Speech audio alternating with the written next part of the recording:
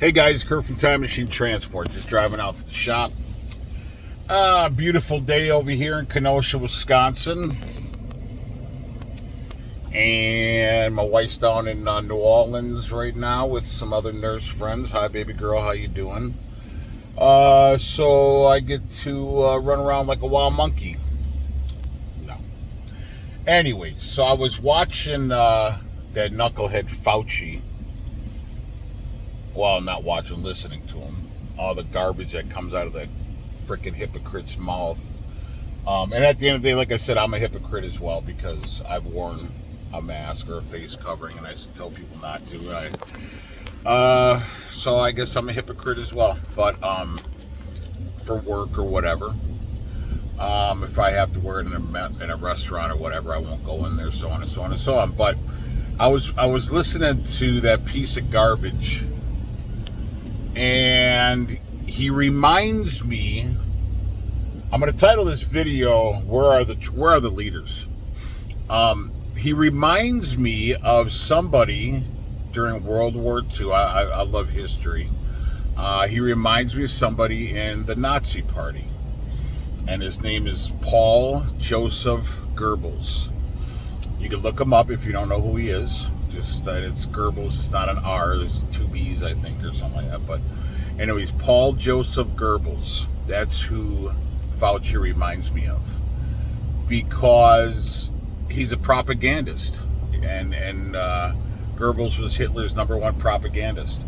Because of all the stuff that spews out of his mouth and all this garbage and his rhetoric and everything else. It's like, it's just crazy how he's able to get by with this stuff. So he reminds me of Goebbels, and he's short like him, and it's odd how history repeats itself. But I was watching, and hi to my brother Jose, who's Hispanic, and this is within the 30-day time parameter of Hispanic Heritage Month, so that's awesome. If you're legal and you're in this country. I love his story, which is pretty amazing. Came over from Mexico illegally, worked and hired an attorney, he and his wife, and became legal. And now they just bought a beautiful home, and they pay taxes and have small businesses, and I love those stories. Anyways, so back to the point of the video. I mentioned, because I think September 14th, 16th, 15th or something like that through October 14th or 15th or 16th is Hispanic Heritage Month. So, and again, I'm a huge history buff. So go and look up Goebbels because Fauci reminds me of him. And like I said, I'm going to label the video, Where Are the True Leaders, or Where Are Leaders? Because everything that's going on right now, they wouldn't have allowed this in the 60s and 70s. I mean, they would have allowed it, but the people would have fought back. So you have people like Martin Luther King. Government didn't like him, they get rid of him, right? Who's, stood up, who's a civil rights activist. We all know who Dr. Martin Luther King was. And if you look at, the things, he was against violence. He loved all people. So, I don't know if that's true or not, but it would seem that he was. But a true leader, right? A true leader. Saw his people getting the short end of the stick, and I agree with it. I think black folks were treated very wrongly. Different story now, but we won't get into that. I believe that black folks truly do struggle today, and people of all walks, like women and all kinds of minorities and this and that. But the point is Dr. Martin Luther King saw some atrocious things, and you have white bubblers or water fountains and black water fountains, and you have white and black restrooms, and Very, very disgusting at the end of the day. So anyways, my wife and I were watching a couple days ago before she left. We were watching a documentary or a movie about, it wasn't a documentary, it was a movie about Cesar Chavez. And I've always seen like Cesar Chavez Drive and Avenue and Boulevard, and so, but I never really knew who Cesar Chavez was. He was an activist for Hispanics, and why not just Hispanics, for farm workers in California, for Filipinos, and for anybody who worked in the fields, because it was wild, because when I was watching this, I was telling my wife, and you guys know that I'm not a liberal, I'm not a leftist, I am, I mean, I guess by nature maybe I'm a Republican, maybe, but anyways, I was watching this, and I'm telling my wife, I'm like, it's very, very disgusting, because you had all these white farm owners or these ranch owners that basically they housed the people on their property. They were making like $2 a day, back in the 60s or whatever, and who knows what they made prior to that. But just disgusting wages, right? While these, huge landowners, made money hand over fist. And how, well, it was one of the Kennedys, it wasn't John F. Kennedy. Maybe it was John F. Kennedy. Anyways, he stepped in and he went to bat for the farm workers, because these grape companies were the majority of the movie was about this grape company that was selling this wine or whatever the case is. And it was very interesting, because I never knew who Cesar Chavez was, and he was an activist, and he worked in the fields with the people. He had attorneys and other activists and he had people that were donating to his cause and all this other stuff. And it was very, very, it was powerful, man. It was so powerful that this person, who basically was a kid working in the farm fields, and he, as a young adult, started standing up to these these land and ranch owners that were basically just over, having slaves to do their field work. So that was, man, it was so powerful, man. And it was at the end of the movie, you'll have to watch it. It was on HBO. It's just called Cesar Chavez. And I was telling my wife, I'm like, what's very disgusting about that is, if you look at stuff like that, and yeah, I'm going in to get my damn braces. I still have not done it. I've already been fitted for it. I just got to go and get these little things put on my teeth so I can actually wear them, so I can remove them. They're like Invisalign or whatever. Anyways, yeah, I'm very self-conscious about my teeth, but obviously I'm not if I'm not doing anything about my braces. So excuse my missing tooth. But anyways, so back to the point. I was telling my wife, I'm like, you look at these movies about these activists and everything, and the racism and all this other stuff, and I'm not blaming it on, I'm just saying, it always seemed like the white people were instigating it. Like, and I don't mean that in a negative way. I don't mean it like my brothers are going to be like, have you lost your mind, Kurt? I don't agree with things nowadays. I think, it's a completely different story now. But way back in the day, blacks and Hispanics and anybody who wasn't of a white, Caucasian skin color really got a bad deal, man. I mean, they truly did. I mean, look at movies like Mississippi Burning and this and that. And it's very disgusting that because you weren't of my color, I didn't want anything to do with you. I didn't want to give you equal rights. I didn't want to give you the same bathroom that I could use or the same water fountain to drink in. You had to sit in the back of the bus. And I know I'm not trying to instigate things, whatever, but it just seemed like the white guy was really the instigator of a lot of that back in the day. Not now. I don't think, and I know people are like, oh, you're crazy. But I feel differently now, and I love people. I'm not a racist, whatever the case is. I believe if you're a human being, you should have the same rights that I have, and I should have the same rights that you have. So if we all live under the same, roof and country laws and all this other garbage, right? So back to the point of the video, Kurt. So Cesar Chavez had said in one of his last speeches or what, he had fasted for like 25 days or 20 some days, and he was laying in, and I found that to be a little weird or a little like dramatical, because before me going into the military, I was in an airborne unit, blah blah blah blah blah blah, all this other stuff, and it was a pretty elite unit I was in, so on and so on, and but because I was overweight, and I couldn't get in the military unless I lost it was 40 some pounds.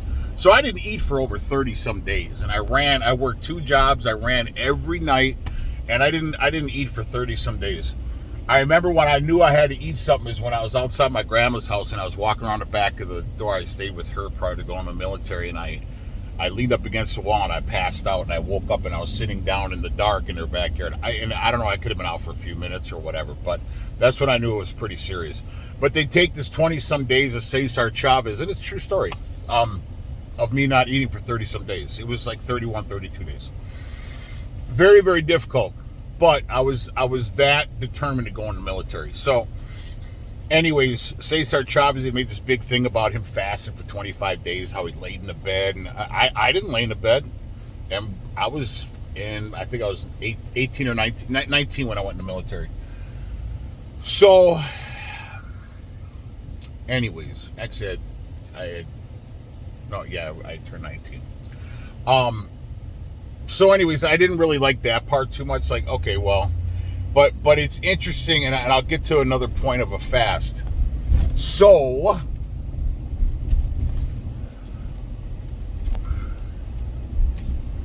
Cesar Chavez had said in one of his final speeches, we have all suffered similar struggles. He said basically why we've come together as a people is because we've all suffered similar struggles and the love for people. And that was pretty powerful. And if you look at people like Fred Hampton, he was like the chairman of the Black Panthers. And our government killed him. They killed Dr. Martin Luther King, Cesar Chavez, and I'll go back to Cesar Chavez, but Fred Hampton, who was the chairman of the Black Panthers, he wanted violence. He promoted it. Dr. Martin Luther King did not promote it. He wanted it peacefully done. Cesar Chavez, peacefully done. He made all these farm workers or farm hands or whatever sign an agreement that they would go and protest non-violently, peacefully, because he didn't want violence, and he saw it going violently, and that's when he stood up and said, I'm going to go on a fast until all you guys sign this petition saying that you're going to continue this peacefully. True hero, man. True a real man, a real leader. And so you have Fred Hampton, government didn't like him. Martin Luther King, government didn't like him. Cesar Chavez, it wasn't that political, but it was about, but the point being is, if our government finds you intimidating, they're going to try to off you, whatever the case is, try to clip you, whatever.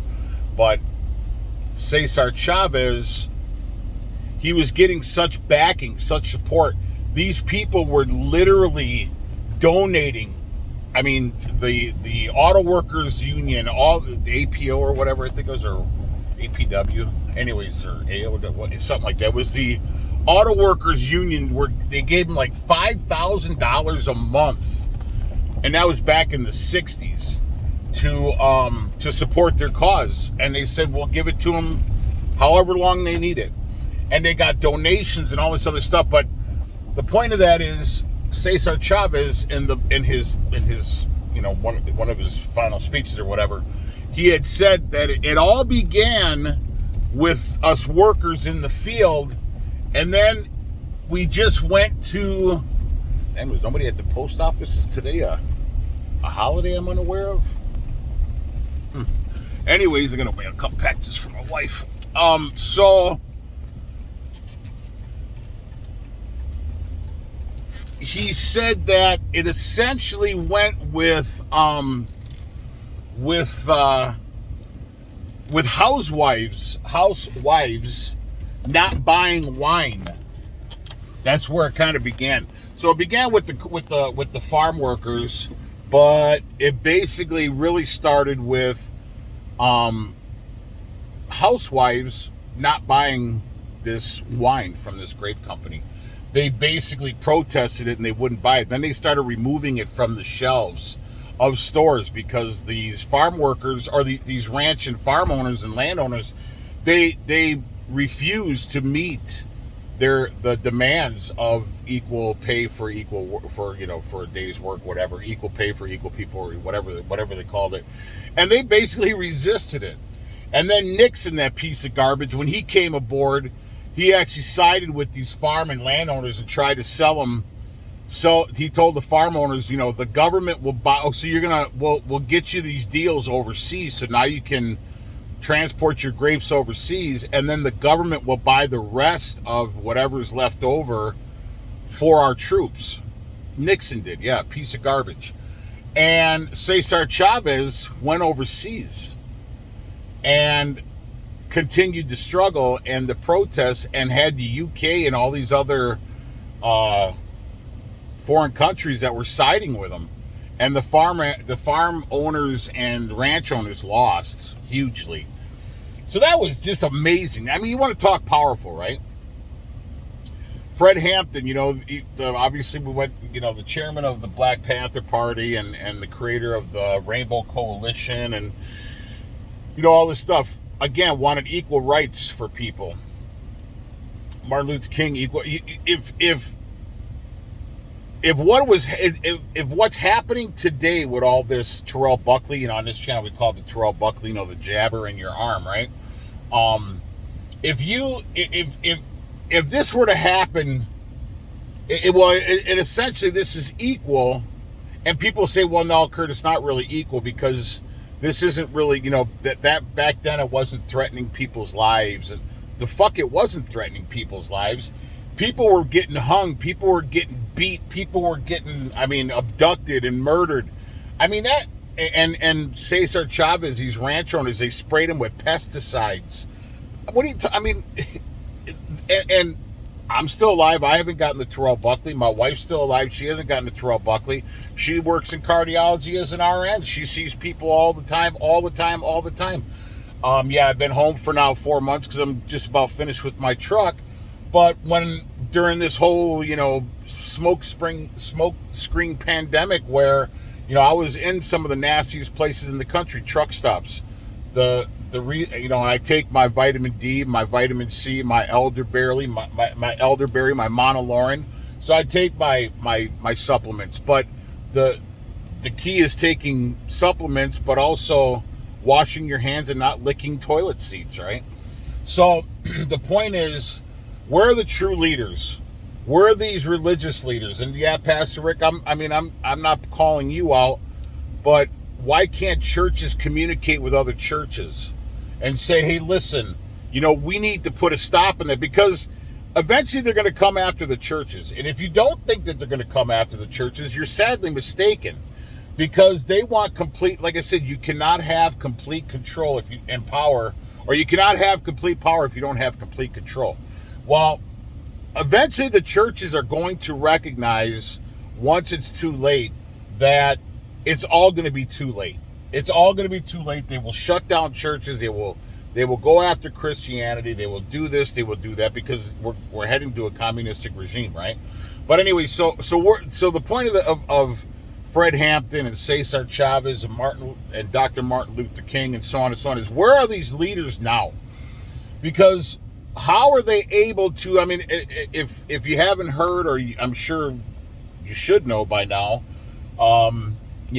few days ago, the governor the lieutenant governor, which nobody voted for, she's placed in office. But then when Cuomo when he retired because of all the sexual harassment stuff coming against him, so then they take the lieutenant governor, and now she's governor of New York. So she comes in, sitting on her high perch top saying that she's going to do this and do that. So now they said as of midnight the other day that if you haven't gotten your Terrell Buckley as a medical worker, you're going to resign. So they were interviewing, I think yesterday or today, they were interviewing some of these medical workers, and some of them said, yeah, I got the Terrell Buckley because I need my job. Well, that's pretty weak, because I wouldn't say that's weak.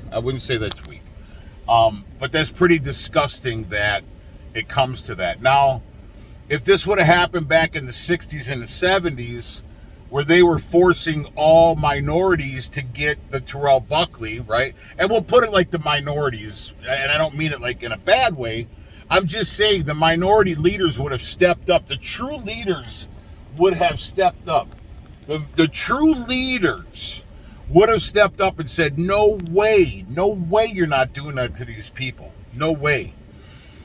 And the people like Cesar Chavez, when they were going after, they said it started with these housewives not buying this particular wine with the grapes.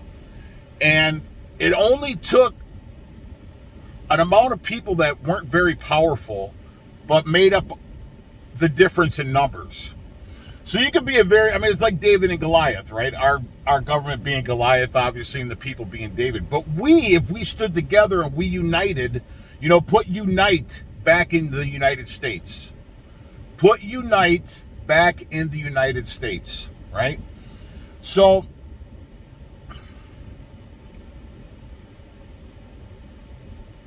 you don't have to be very powerful to make a difference.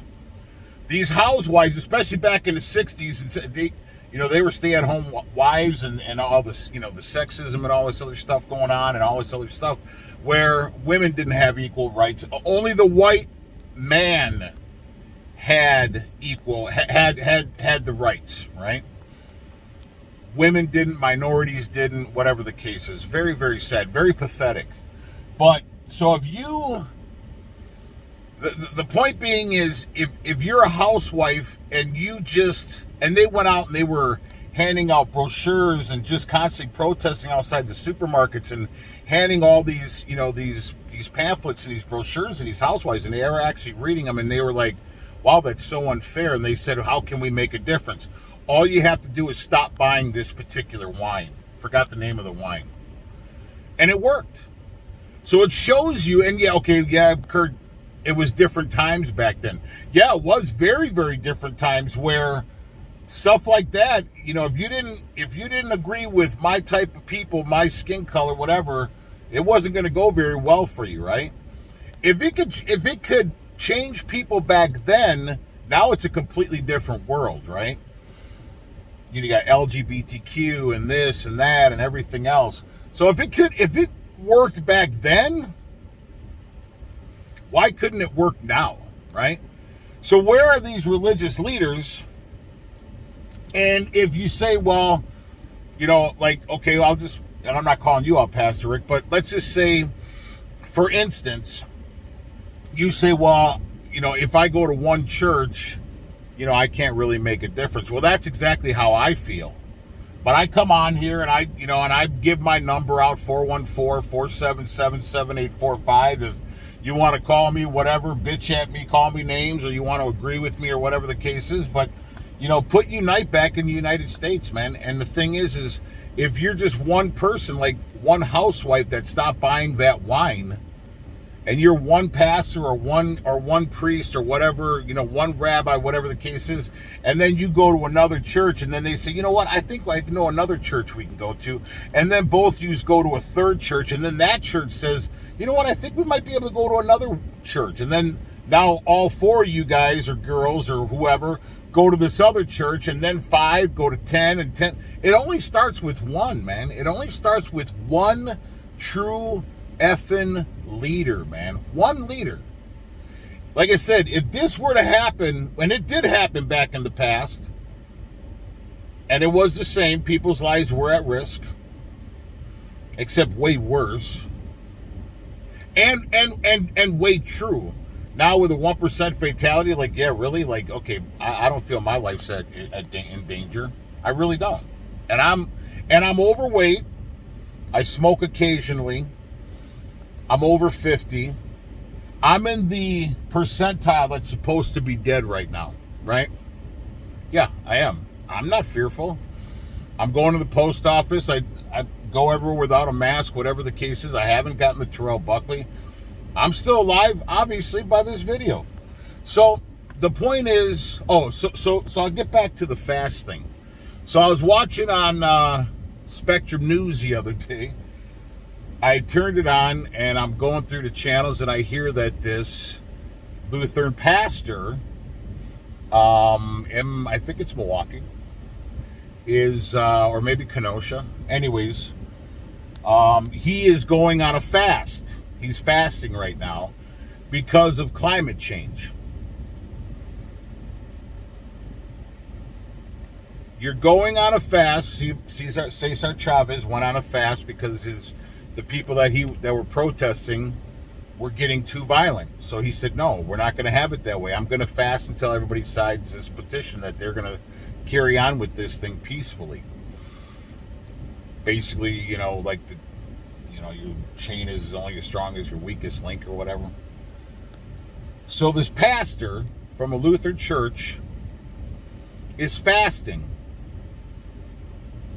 for climate change. But you're not going to fast for our rights being violated.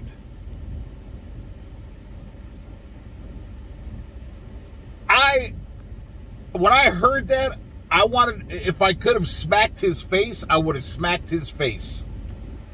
You're going to protest, or you're going to fast for climate change.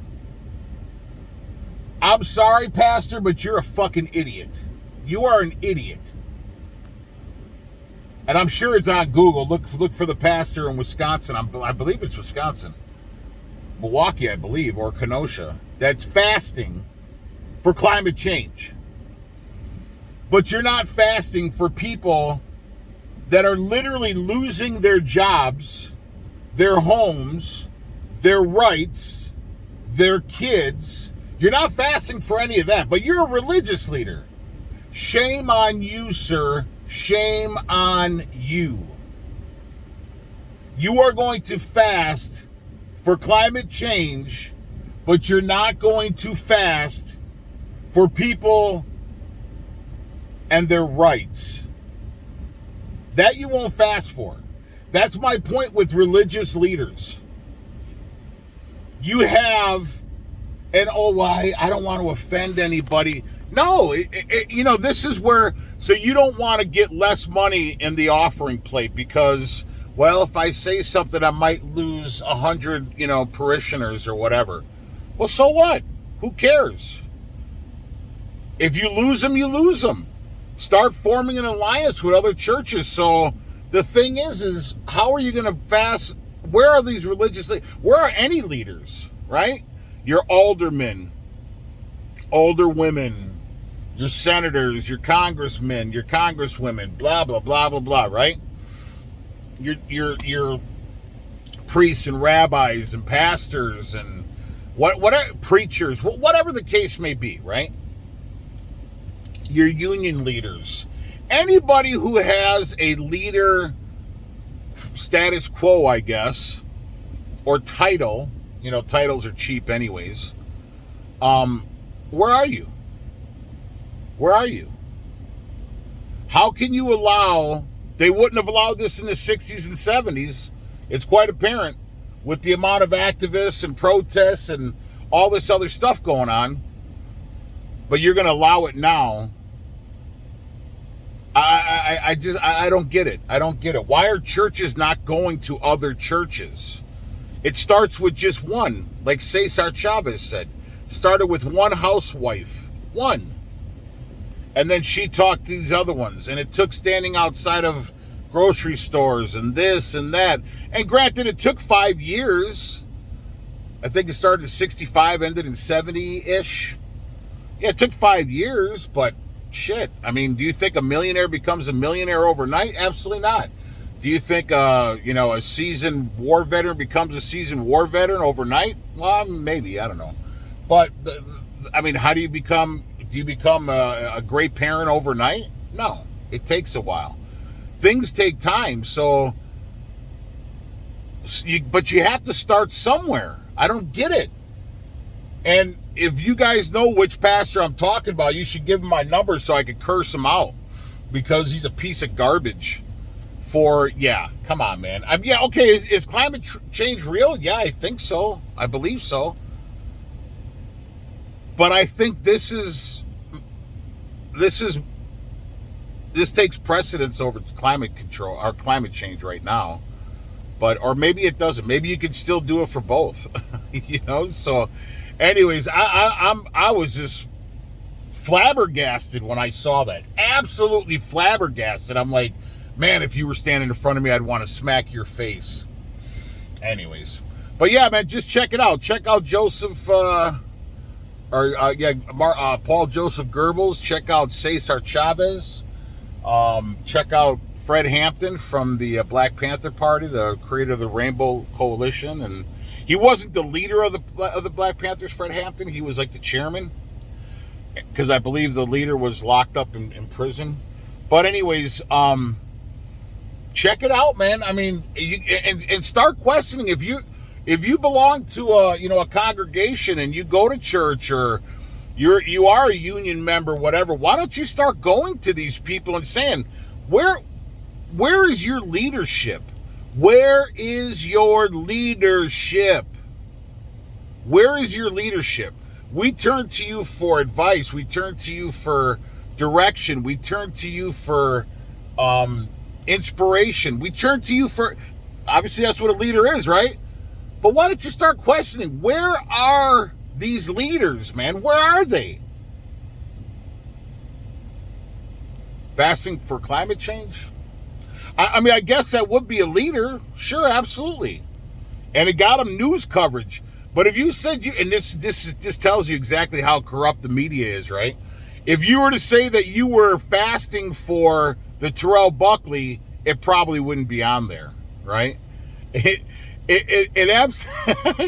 absolutely blows my mind how hypocritical the mainstream media is. But we all know that, right? Well, not all of us, but most of us assume it, and of course it's speculation, but it sure seems like a lot of the stuff they're talking about is a lot of hypocritical nonsense. But anyways, I'm done gabbing, but you guys should check out Fauci. Look at him, how he reminds me of the propagandist and the Joseph Goebbels and but anyways, just check it out, man. And Jose and Lupita, I'm glad you guys